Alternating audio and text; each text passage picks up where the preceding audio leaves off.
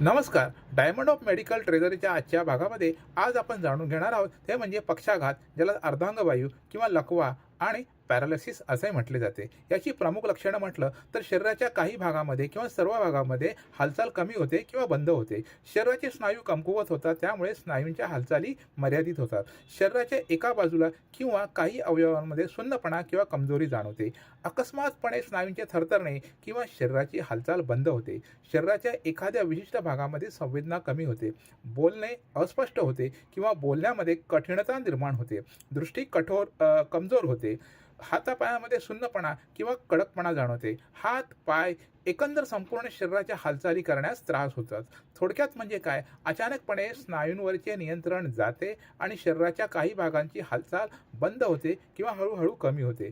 अशा या पक्षाघाताची प्रमुख कारणे पाहिली तर मेंदूला अचानक मार लागणे किंवा रक्तपुरवठा थांबणे, ज्यामुळे मेंदूतील रक्तवाहिन्या फुटतात आणि ब्लॉकेज निर्माण होतात. उदाहरणार्थ ब्रेन हॅमरेज आणि स्ट्रोक.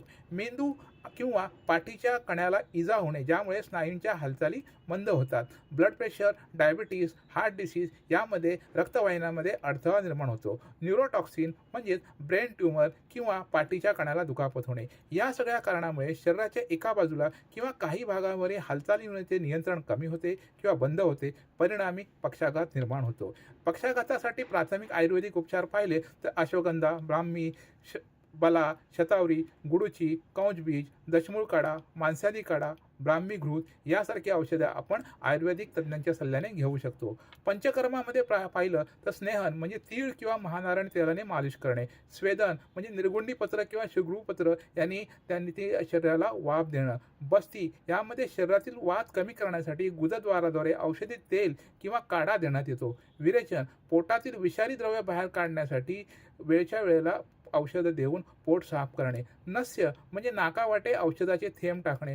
शिरोधारा मांसादी क्वाथाने शिरोधारा घेणे, ज्यामुळे रक्तदाब नियंत्रणात राहतो. जीवनशैलीने आहार विहार यामध्ये प्रामुख्याने तणावमुक्त राहणे, पुरेशी झोप घेणे, नियमित व्यायाम करणे, नियमित ताजे आणि हलके पचनशक्ती वाढवणारे अन्नपदार्थ घेणे.